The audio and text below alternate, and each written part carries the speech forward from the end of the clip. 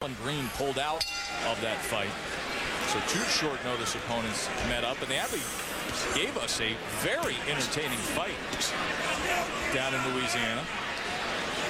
Teddy Atlas's scorecard through 6 rounds as Quillin opens up with a right hand here shows Quillin 60-55 on top, trying to maintain that unbeaten mark. 17-0 is the New York-based middleweight.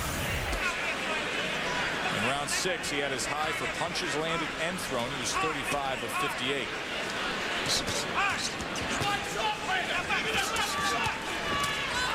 The right hand that snaps back the head of Echols.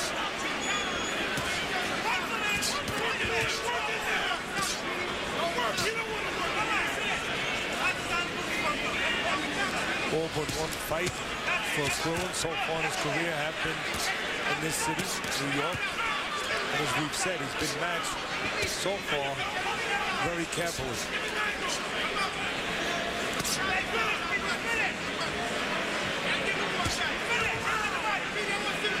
Echols trying to target that right hand.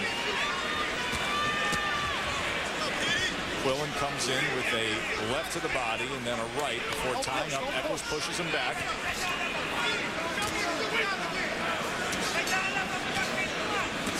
And again, you see a good example of Quillin losing his balance, getting too square, giving too much surface right there. You know, that sounds a little funny for me to be saying this thing, these things that are a little negative about a guy who's winning almost every round, but you're thinking about the future.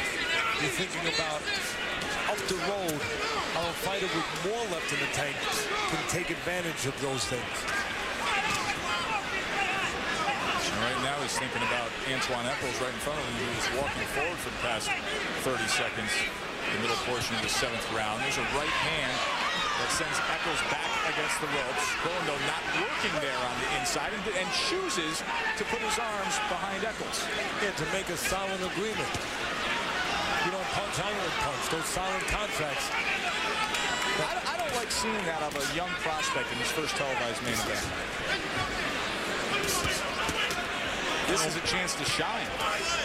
I agree with you, and it's always about making choices. And you want to take a peek at somebody under pressure, what kind of choices they made. And just a moment ago, as you said very well, I don't think a good choice made by Quillin. That doesn't mean he's not going to win the fight anyway. Not at all. In fact, he's coming on here in the final moments of the 7th round. But sometimes the little things will actually tell you about the big picture.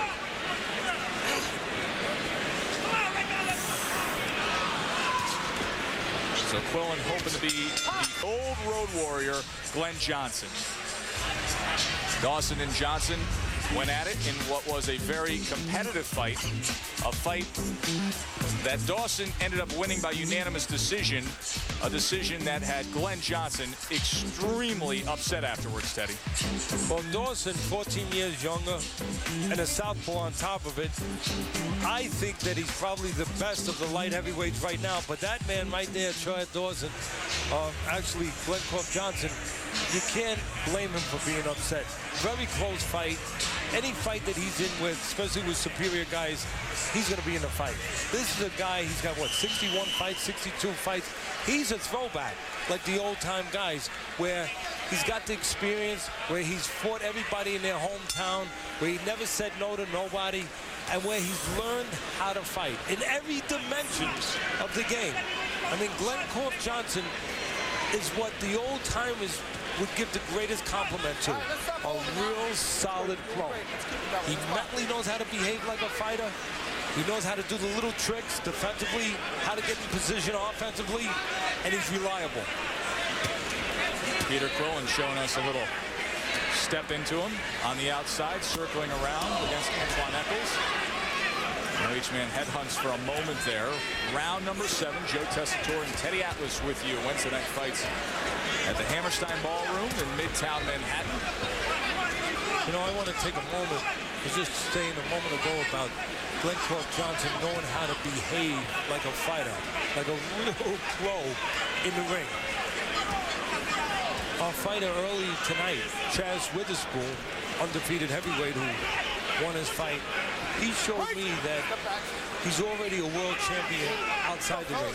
I don't know if he's ever going to be one inside the ring, but if character means anything, and I think it always does, Chaz Witherspoon showed me that character. As he left the ring, he took his gloves off and gave them to a young man in a wheelchair.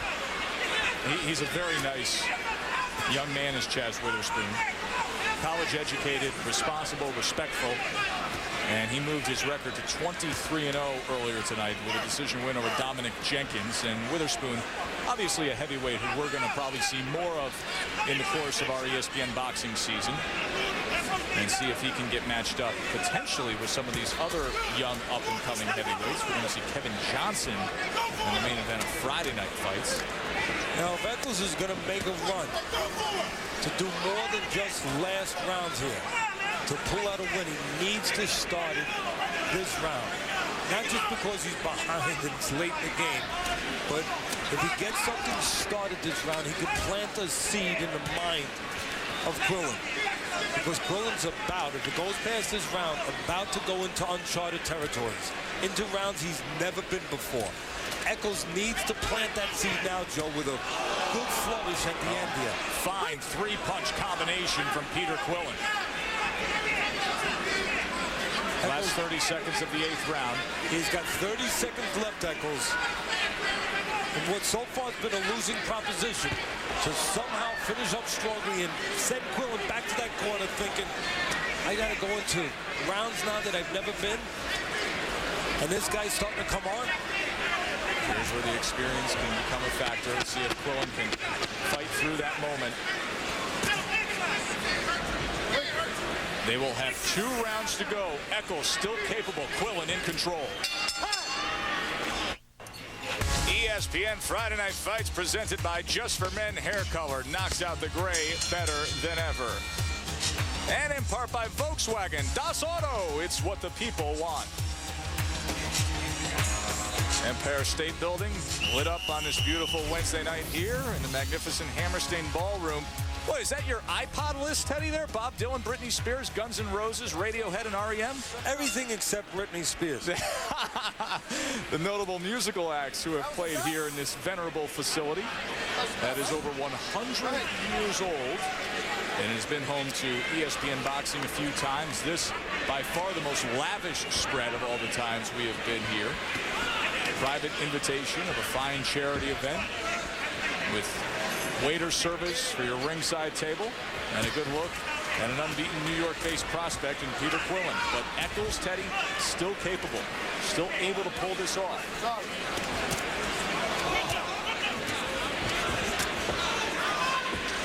And again,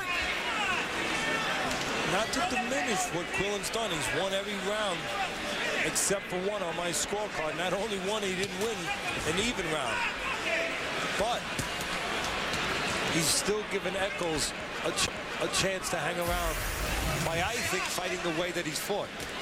By slowing down the pace, you know, going into these areas, and you see my scorecard right there, going into these areas where he slows down his offense. He goes into that 4 corners. Right hand chased him down. That 4 corners offense that Dean Smith used to employ in North Carolina years ago when he wanted to slow the pace down. You know, Quillin has slowed the pace down enough for Echols to survive. Or at least to be happy to see a slower pace. And again, Echols is hurt. His legs are wobbly. His legs are very wobbly right now as he backed into that blue corner. Now he's covering up and going side to side in the ring. He doesn't look good, and there's still over a minute to go here in round 9. And now just covered up against Quillin. Now this is where Quillin must show some finishing abilities by keeping that offense going and going to the body. And a good job by Uncle McCanty, who I think is one of the top next round, because he's watching real close. And just a moment ago, he said something. He said, you better defend yourself.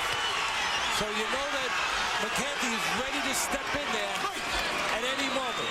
Can Peter Quillin get the best win of his young career in front of his hometown crowd? Quillin on the attack. And McCanty staying very close, as a good referee should. Ready to respond if he thinks it's necessary. To respond by stopping it. his back against the ropes. Tries to come off with the right hand. Echols fires back, goes to the body with 2 left hands. Echols giving the appearance that he has steadied himself here. And again, I was mentioning it before, Joe.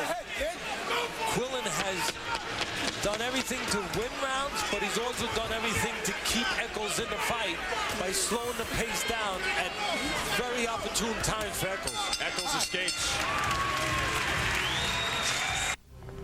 24-year-old Peter Quillin, undefeated at 17-0 and 14 knockouts in that 9th round. Number 15 almost came his way. He had Antwun Echols hurt, but Echols, the cagey veteran, he's been there, he's done that. He's weathered the storm time and time again. Can he survive these last 3 minutes against Peter Quillin? Could he come up with something special against the young Peter Quillin? 10th and final round. Look, I want to say it right now. As we take a look at the average punches landed, and you see right there, last 3 rounds, Echols 16 and Quillin 36, 20 more. I want to say now, I don't begrudge anybody a chance to make a living in any business, and of course in the business that I love here, in the business of boxing.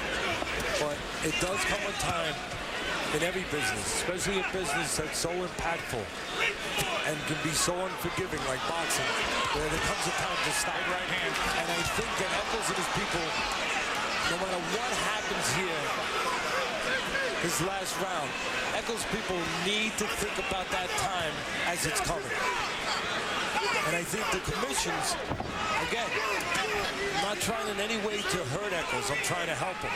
All I'm saying is the commissions who allow him to fight after this fight must make sure that he's okay physically, because he's taken punishment in this fight and he's taken punishment throughout a terrific 15-year career. He just ate 2 headshots there. And he's given so much to the sport. And listen, he's had his legal troubles, obviously the family tragedy that we detailed, and he's got to go out there and earn money to maintain himself. But obviously he's taken a lot, but he's so good and such a veteran and such a tough guy that it can be deceiving, because he can still give and he can still take. But that doesn't mean that the decision doesn't need to be made, as you put forth. A very strong argument. Mouthpiece comes out, and he takes a couple steps back. And now Quillin lands a big right hand and a second right hand up top. Sometimes fighters take and take and take, and by the time they can't take no more, it's too late. This may be the last minute we see of Antwun Echols, unless he can pull something off here. Who knows? Quillin, can he finish up strong? Back to the jab. Another right hand lands.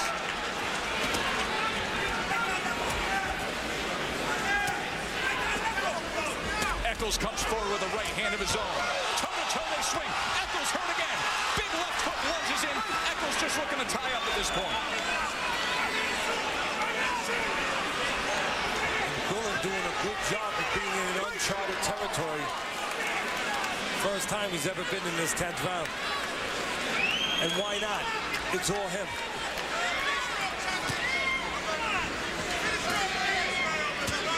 Last 20 seconds. And again, here's some of these inopportune times for Quillin to take a little break. Left hook lands.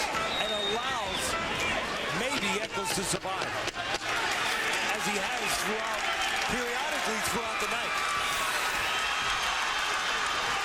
Right till the final bell, Peter Quillin just gives him more and more and more punishment. But Echols survives. Peter Quillin on his way to 18-0 in mere moments. Stay with us. We'll come back and hear from the judges and wrap up Wednesday night fights. More to come. This Friday at 9 Eastern, veteran Terry Smith takes on undefeated heavyweight prospect Kevin Johnson. Plus, our Friday Night Fight studio will be in Las Vegas to preview the fight between Ring Magazine light heavyweight champ Bernard Hopkins and the Ring super middleweight champ Joe Calzaghe. Our special guest analyst, future Hall of Famer Roy Jones Jr. Next Wednesday, April 23rd, a good one from South Florida. We showcase hard-hitting former titleist Juan Urango against Argentina's Carlos Vilches. ESPN, your boxing authority. Good times ringside, and what a nice gesture by Chaz Witherspoon, the undefeated heavyweight, to come ringside and sign autographs for our special guest, Jonathan Masaroka. And you can see the great legend Arthur Mercanti Sr. going over to greet Jonathan as well here at the Hammerstein Ballroom in New York. Let's wrap up our main event, the Just for Men Hair Color Punch Track fight recap. Peter Quillin landing 49% of his total punches. Teddy Atlas's scorecard. Quillin went in and won every single round on Teddy's scorecard. It goes 100-90 with a 10-10 third round. Let's hear what the ringside judges had to say. And for that, we send it up to generous Joe Antonacci. Boxing fans, after 10 rounds of action, we go to the judges' scorecards. Judge Frank Lombardi scores the bout 99-91. Judge Julie Letterman sees it 98-91, while Judge Tommy Kazmarek scores the bout 98-92. All for your winner from New York, New York, Peter Kid Chocolate Quillin. So Peter Quillin moves his mark to 18-0.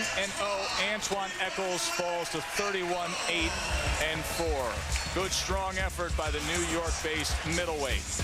We invite you to join